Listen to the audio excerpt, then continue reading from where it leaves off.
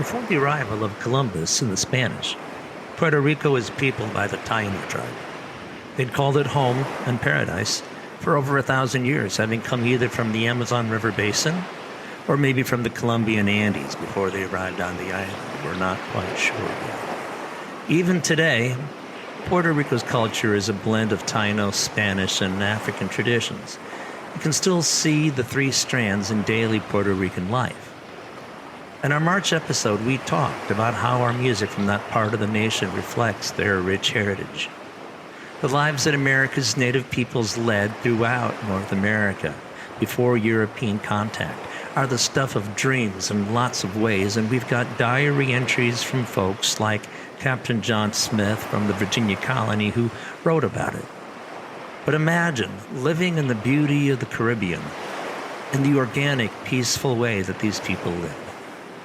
Even some of the words we use today in English and Spanish whisper to us of what that lifestyle was like. We've got words that stem from the original Tanoan language like barbacoa, barbecue, hamaca, hammock, canoa, canoe. Like all native cultures, they lived completely in balance with nature. They farmed only what they needed, and they only took as much meat from the land and sea as they required. The days were warm, and so were the waters, and the people relaxed and played more than they worked. The Taino understood God in the natural world they saw all around them. They had two major gods, Yakahu and Atabe, and their worship of them reflected their dependence on cassava, their staple food, and fresh water. Their god, Huracan, was the god of storms. So imagine living a simple life with your children, depending on your gods to bring you everything you needed, basking under a warm tropical sun and living happy, free lives. Before Columbus, the Taino lived this way for 1,000 years.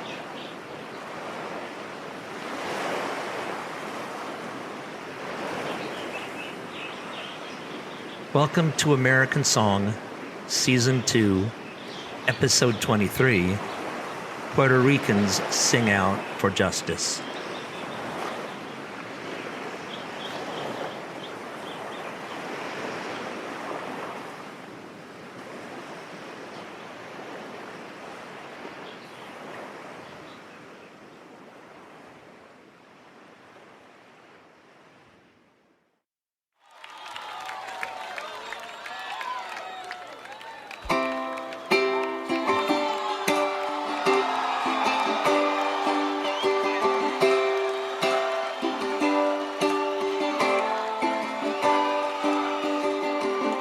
Salimos de una grieta de una calle cercana. Desde entonces dormimos dando vueltas en la cama. Salimos del pedazo de cielo que cubre la manzana.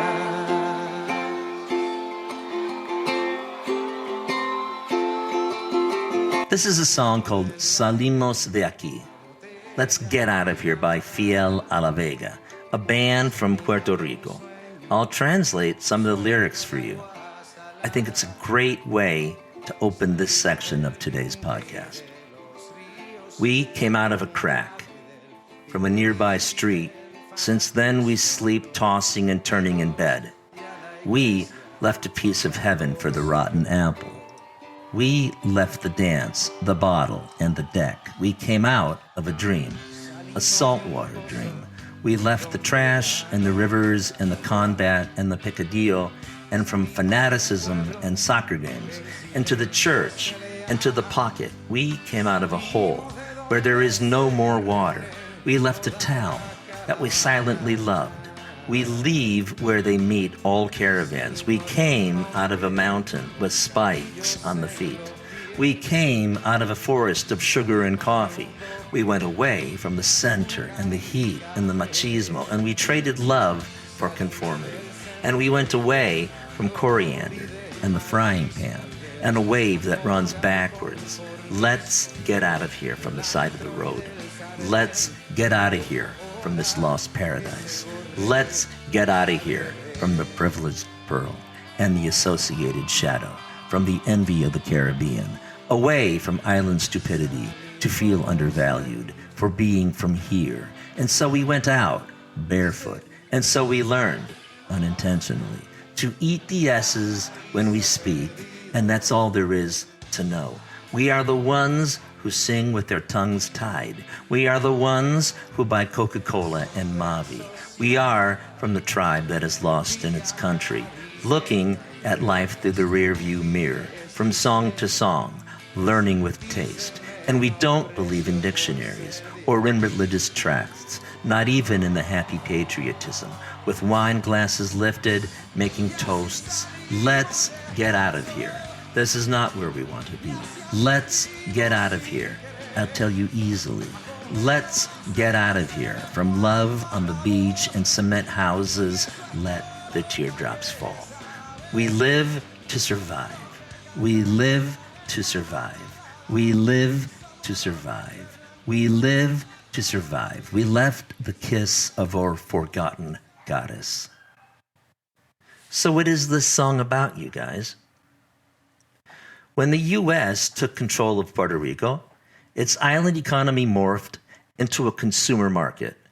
Big-time agribusiness took hold, and sugar and coffee plantations replaced native forests. And so did big industries, like battery manufacturers and textile firms. And along with that came chemical spills, heavy metal, sewage spills, coal ash contamination. All of that worked together to pollute Puerto Rico's water and bleach its coral reef. More recently, you can also add long droughts brought on by climate change to hasten deforestation and beach erosion.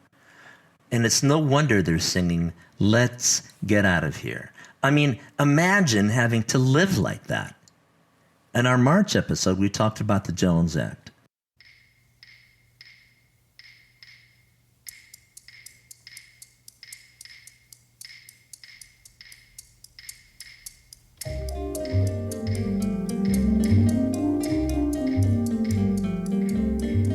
Puerto Rico, my heart's devotion, let it sink back in the ocean. Always the hurricanes blowing, always the population growing, and the money owing, and the sunlight streaming, and the natives steaming. A law made during the Wilson presidency. The chief goal of that act was to help the U.S. shipping industry recover after World War I. And it also annexed Puerto Rico, and it gave citizenship to everyone living there. U.S. citizenship started major migration to the U.S. mainland. At first, Puerto Ricans settled into East Coast cities like New York, and later Miami, where mostly they were stuck in the bottom end of the labor market working as domestic workers in manufacturing jobs. Back in the old days when we still had those in America. Remember manufacturing jobs? And maintenance industries. Officials in New York were concerned that the Puerto Rican migrants were not well prepared for the major life adjustments that they had to make. They came here with very few job prospects and just a little smattering of English. So as a result, when in 1976, the U.S. Commission on Civil Rights published a standard of living report that parsed the data out by ethnicity and country of origin, it showed that Puerto Ricans were having the hardest time economically of any group living in the nation. Quote from that report, "Poverty and unemployment," it said, "is more severe for Puerto Ricans than any other ethnic group in the United States." And if it wasn't for the jobs, though, Puerto Ricans would have probably preferred to stay back in Puerto Rico. In those days, the environmental issues were not what they've become. And so when they came, they didn't see themselves as immigrants coming to start new lives and with the intent of settling into the American dream. You see, for the most part, the goal was that they were going to make as much money as they could and then go back home to Puerto Rico someday. But the jobs that they got when they got here were not really that much to write home about either. Conditions were harsh in all capital letters. Harsh. They worked in the worst environments and they got the least pay doing jobs like domestic work, servants in hotels, in the meat packing industry, baking, and hard industrial work in the clothing, electrical, and furniture assembly industries. Now, P.D. Thomas, the Puerto Rican and Cuban author, he wrote about the immigrant experience in his book, Down These Mean Streets.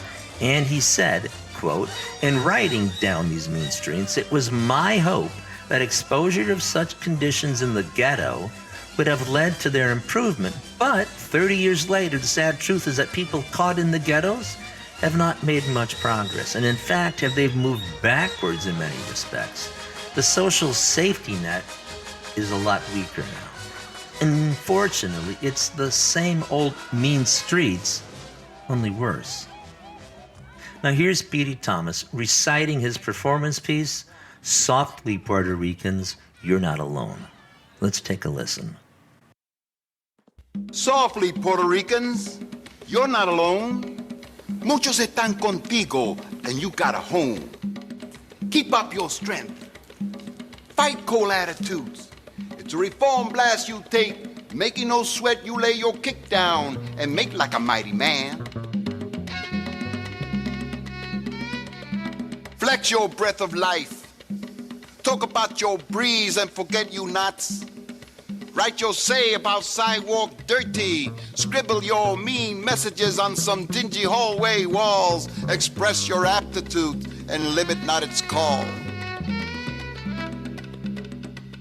Curl your eyeballs around the world just so big. Squeeze all you can, a drop at a time, and maybe cry a little bit.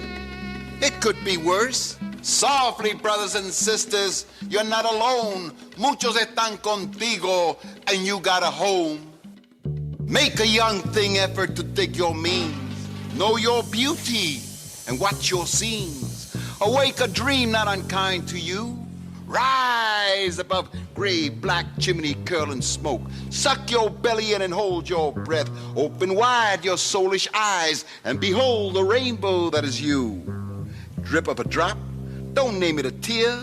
Hard to cry with tears, harder without. To smother a sob without sound. To bite your forefinger in helplessness and cry out, hey, where's a pill I can take to cure this? What's the doctor's name? What operation can save me? Hey, stop making such a roar, you cats. Can't you dig I'm talking for you too?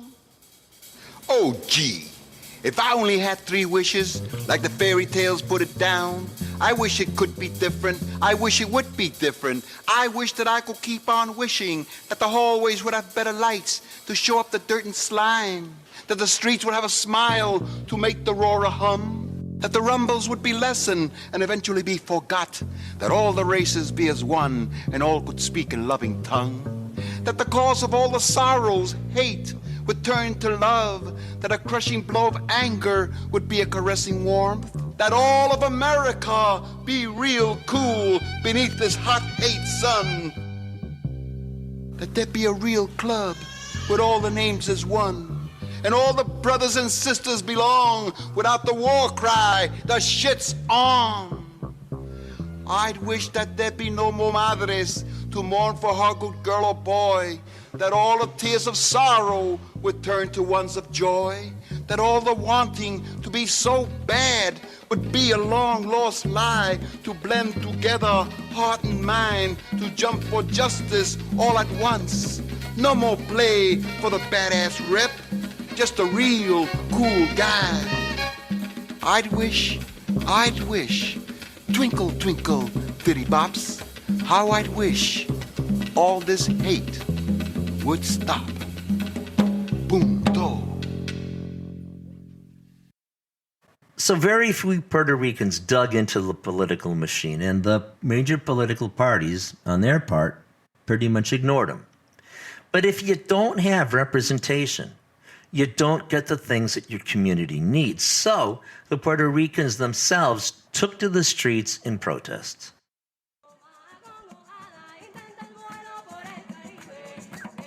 In places like Philadelphia and Chicago and New York, Puerto Ricans protested the conditions in the city slums. And eventually things got better for them, at least stateside, but not as much back on the island. Think about how, even as recent as the year 2017 and Hurricane Maria, Trump at the time said he didn't, quote, want to spend another single dollar on the island, end quote.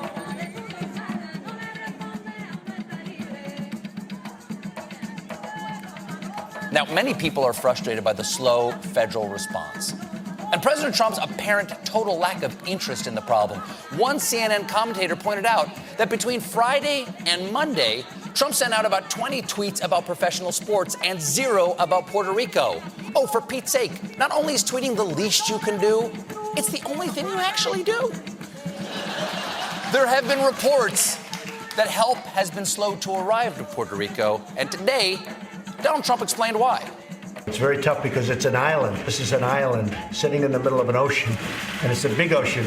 It's a very big ocean. Yes, and extremely wet. I'm talking about one of the wettest oceans, you know. Oh, yeah. I'm the only one talking about the wetness. Also, did you know it's so salty you can't drink it? I just found out. Yeah, how deep is the Okay, ocean? make a fantastic margarita rim, though. Unbelievable.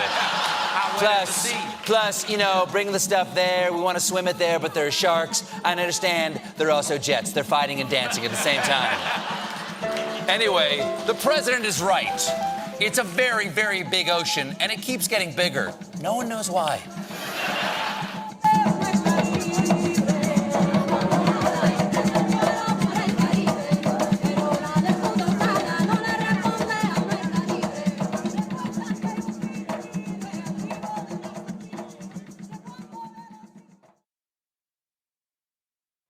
Meanwhile, Puerto Ricans remained as they pushed past New York or Florida, and they settled into what's now become the Rust Belt, like Buffalo and Cleveland and Detroit.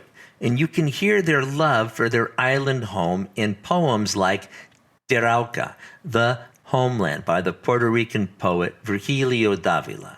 This version of it comes from the Library of Congress, recorded in 1939, and part of a collection of field recordings commissioned by the Smithsonian Institute.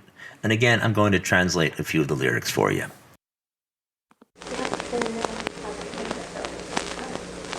Es el móvil océano gran espejo, donde luce como adorno sin igual, y el terruño borincano que es reflejo del perdido paraíso terrenal. Son de fáciles pendientes sus colinas y en sus valles de riquísimo verdor van cantando bellas fuentes cristalinas como flautas que bendicen al Criador. From my parents was the cradle, and she holds my deepest affection. I would never trade this land, where I had the privilege of being born, for anywhere else. Donde tuve el privilegio de nacer, y es el móvil océano gran espejo, donde luce como adorno sin igual, y el terruño borincano que es reflejo del perdido paraíso terrenal.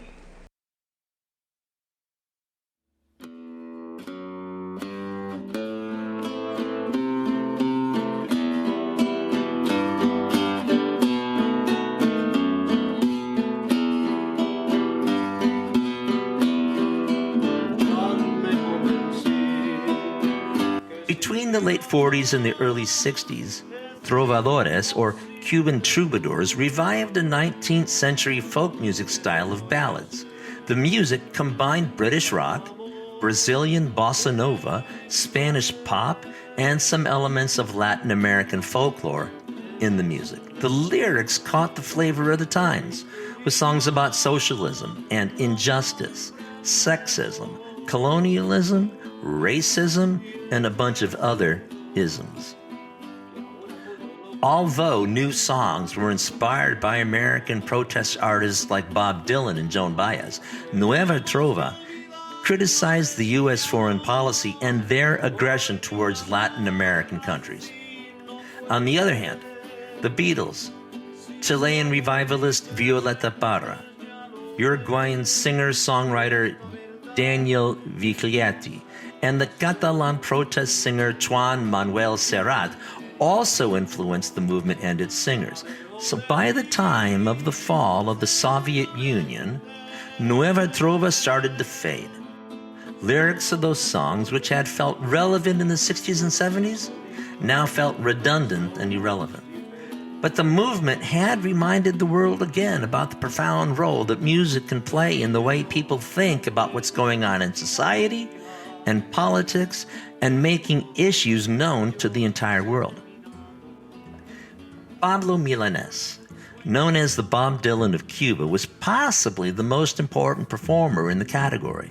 For a Nueva Trova singer, Milanés has stayed the most connected with the traditional roots of Cuban music. Still, you can definitely hear his other influences, which range from Brazilian music to blues. His themes also range from gritty political anthems to lush love songs. A lot of young radicals, mad about the way the U.S. likes to butt into other countries' business in Latin America, see him as the spokesperson for anti-imperialism. Although he's hardly made a dent in the U.S. music industry, except among Latin American expats, Milanés sells out all his shows in the Caribbean, in Spain, Italy, and Latin America. And this is his song, Yo vi la sangre de un niño brotar, or I Saw a Child Bleed. Gritando al futuro, ¿cuándo has de llegar?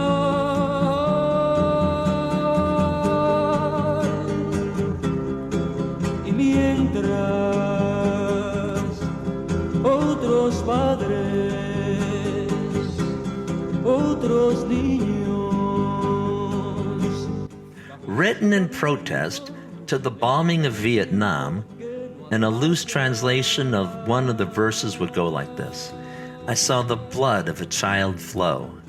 I have seen a child under a dark sky, shouting to the future when you have to arrive.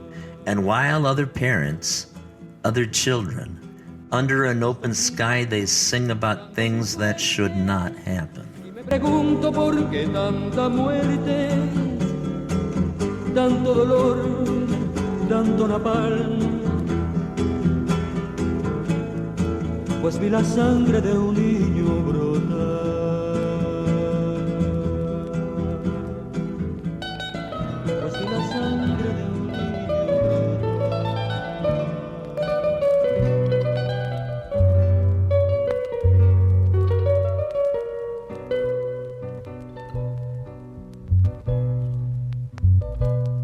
El negrito bonito se va pa' San Juan buscando trabajo, buscando más pan, no sabe en serio qué va a hacer. All the while, the music was influencing singer-songwriters elsewhere in the Caribbean. Separated from Cuba by Haiti and the Dominican Republic, Puerto Rican singers like Roy Brown, Antonio Caban-Bale, and the group Haciendo Punto en Otro Son found fame for themselves. Of course, the issues that informed Nueva Trova in Puerto Rico were unique. For instance, since 1935, the U.S. has used the tiny island of Vieques, a dot on the map to the east of the main island, for military training. But you see, the problem is Vieques has people living on it, and Uncle Sam was using live rounds and radioactive bombs. Civilians were killed, and those that lived are sick. Vieques has illness rates for diabetes, heart disease, and cancer that far exceed anywhere else in Puerto Rico. In the 1970s, whenever there was a big protest rally in Puerto Rico, you could find Roy Brown, guitar in hand, lending his voice to the movement, regardless of the personal toll it took on him. This is what he's written about those years. Quote, the hippies, Vietnam War, 20-year-olds and not knowing who I was. Puerto Rico is a small island without a history worth singing about, and so blessed. The people followed and pursued me. They said I was a terrorist and they wanted to fight the governor. My friend was in jail because he didn't want to fight Asians. My mom died, and I was living with rats. My father and brother wouldn't speak to me. I was fired from my job at the university." End quote. But going through all that, he still managed to put out 3 excellent albums in less than 5 years. This is his song El Negrito Bonito, the nice little black boy. I'll translate the first verse for you. The nice little black boy is going to San Juan, looking for work, looking for more bread. He doesn't really know what he's going to do, but this thing he knows, he is not going back to pick sugarcane in the flare, fighting with nothing without knowing why.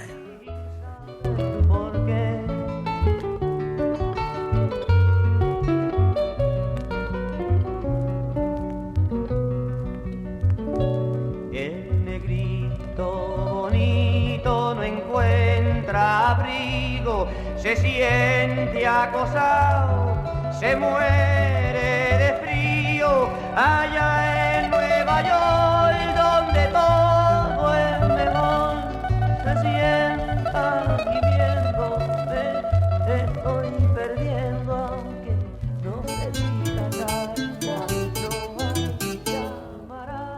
Voy a narrar la vida campesina, ser jíbaro es orgullo de Borinquen, ver crecer el ganado en la colina, el caillo y el morimini de Inque.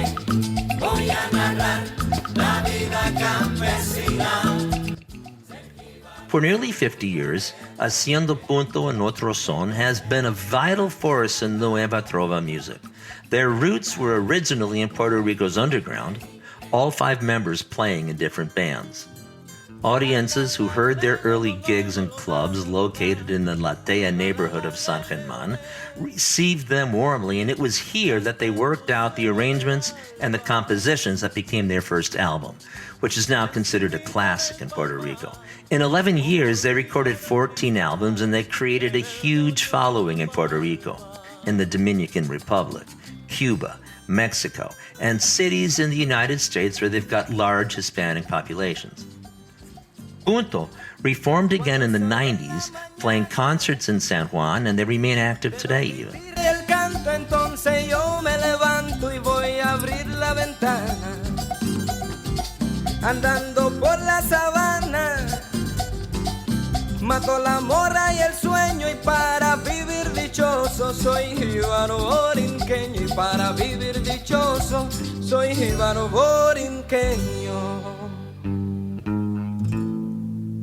Voy a narrar la vida campesina, ser jíbaro es orgullo de Borinquen, ver crecer el ganado en la colina, el caillo y el morimini de Inque.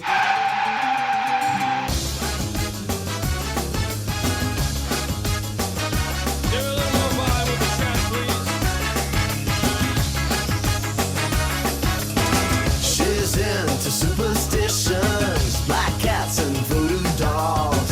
I feel a premonition, that girl's gonna make me fall. And Puerto Rican musicians have also made a major mark in the American music market too, and I mean mass market. And across many genres, from pop to rap to jazz and everything in between.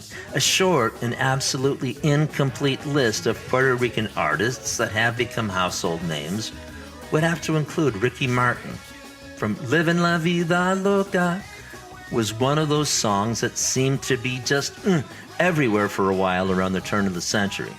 Singer-guitarist Jose Feliciano, his biggest songs were Light My Fire and Feliz Navidad.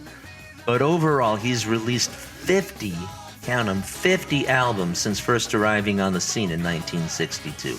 Jose has created a signature sound and a position in music as an innovative crossover artist with soul, folk, and rock influences, fuel injected with Latin rhythm, and he's remained successful throughout his career. He's won multiple Grammys, and he's got a star on the Hollywood Walk of Fame. Rappers Daddy Yankee, Nicky Jam are all Puerto Rican as well. Latins have made important cultural contributions in the Americas since the very beginning. Their culture is woven into the fabric of our nation, and they have a right to share in the promise of our country, just like every other group that's come to call it home. To think of Mexicans or Puerto Ricans as anything less than fully equal with any other group here is to ignore the facts of history. Only somebody really ignorant would make that mistake. I hope you've enjoyed this episode. You can dig deeper into the themes that we've been talking about when you visit the podcast's Facebook fan page. Just go to American Song Podcast on Facebook. You'll find interesting links to the research I did this month, and you'll learn more about some of the artists that we talked about today. Until next time, everybody, hasta pronto. Take care, y'all. She'll make you take your clothes off and go dancing in the rain. She'll make you live a crazy life, or she'll take away your pain like a bullet to your brain. Come on!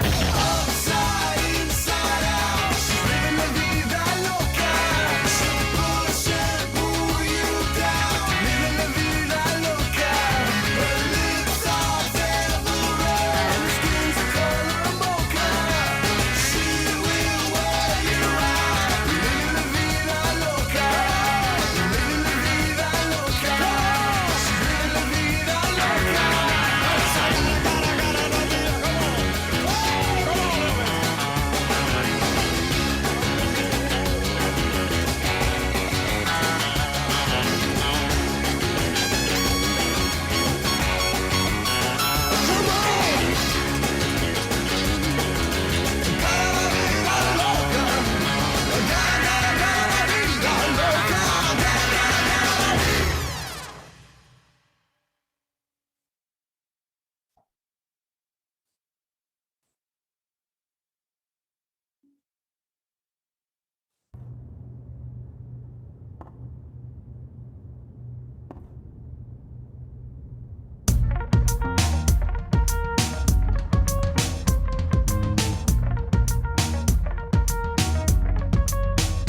Desafiantes, ingobernables, lo rechazamos y no le tememos. Elegimos la libertad sobre el miedo, porque nuestros